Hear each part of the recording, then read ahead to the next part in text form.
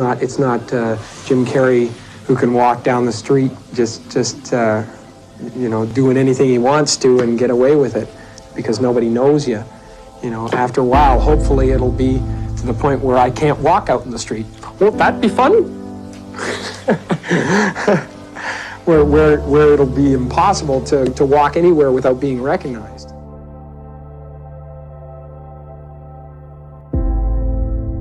When you create yourself to make it, you're going to have to either let that creation go and take a chance on being loved or hated for who you really are, or you're going to have to kill who you really are and fall into your grave grasping onto a character that you never were. I saw this psychic palm reader sign, and she gave me a reading, and she said, "You're about to do 3 things, 3 movies that will be very, very, very big and very important, and after that, it will be impossible for anyone to knock you down from that place." I worked in factories. I had a 9th grade education. You know, it's a series of like crushing disappointments, and I just go into a different gear. I go into, don't know how it's gonna write itself, but it will, you know? I don't know how. You know, I mean, I'm the guy who wrote the $10 million check to himself and had it come to fruition. I'm the guy who had the substitute teacher in grade 2 who said that, you know, whenever I want something, I pray to the Virgin Mary and I ask her for it and I promise something in return and I get whatever I want. So didn't you write yourself a check? I heard that you did. Is that true? I wrote myself a check for $10 million for acting services rendered, and I gave myself 5 years. My dad could never afford a bicycle, so I went, okay. I went home and I prayed for a bicycle and promised I'd say the rosary in return, and then I got a bicycle, showed up in my living room. Brand new Mustang bike. I put it in one of the scenes in Eternal Sunshine. A Mustang bike with a banana seat.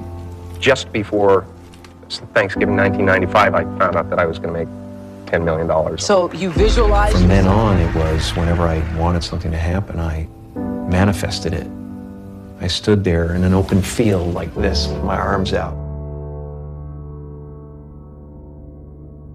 Can you tell me about your dad? My father was not only the funniest man in the room, but he was a fantastic saxophone player. And before I was born, he had an orchestra in Toronto. But, you know, in order to be something special, you had to leave Canada and come down to the States and prove yourself in the States. He was a little bit afraid of that transition, and also he had a family to take care of, so he became an accountant. And as time wore on, it wore him down, you know, it wore him down, and he got a little bit bitter, especially when he lost his job when he was 51. That really broke him. Not only was he compromising to raise a family, but when you compromise and you fail, it really hurts. It hurts even more than failing at what you love. So that was an example for me. And a lot of people don't know this, but when I was about 14 or 15, my father lost his job, and I actually became homeless for quite some time. Of course, I grew up in Canada, so I thought we had just gone camping, you know. But I learned that you can fail at what you don't love, so you might as well do what you love. There's really no choice to be made.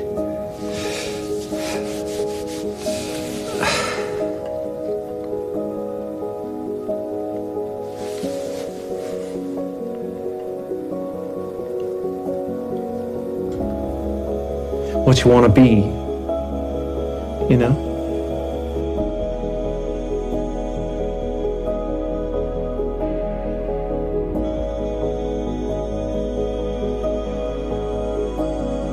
Where did that transition take place? Somewhere in the middle of absolute confusion, absolute disappointment, absolute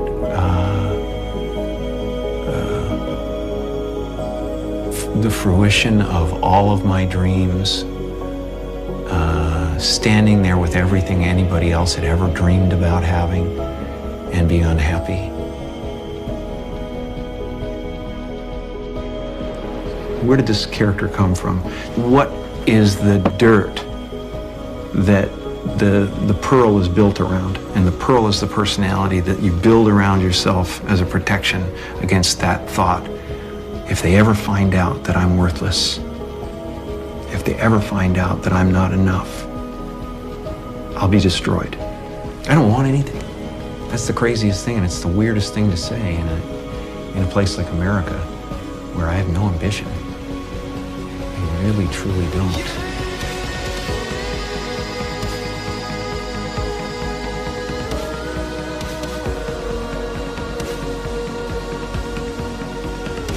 So many of us choose our path out of fear disguised as practicality. What we really want seems impossibly out of reach and ridiculous to expect, so we never dare to ask the universe for it. I'm saying, I'm the proof that you can ask the universe for it.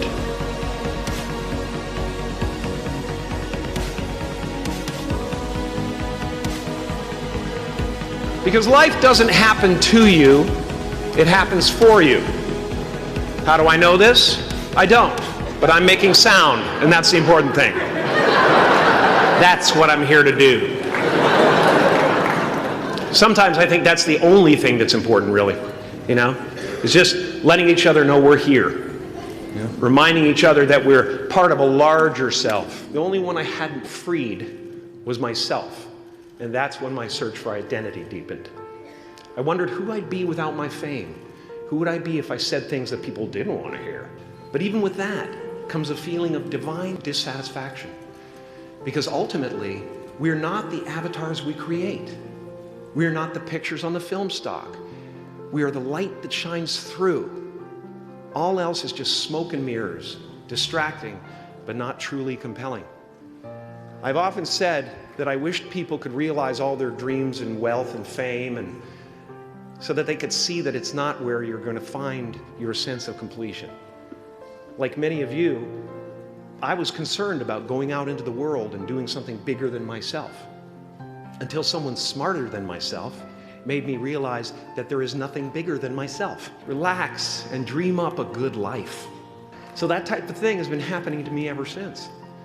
As far as I can tell, it's just about letting the universe know what you want and working toward it while letting go of how it comes to pass. And when I say life doesn't happen to you, it happens for you, I really don't know if that's true.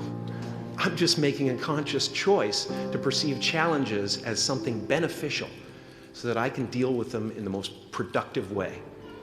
You'll come up with your own style. That's part of the fun. Oh, and why not take a chance on faith as well? Not religion, but faith. Not hope, but faith. I don't believe in hope. Hope is a beggar. Hope walks through the fire and faith leaps over it. You are ready and able to do beautiful things in this world. And after you walk through those doors today, you will only ever have two choices: love or fear. Choose love, and don't ever let fear turn you against your playful heart.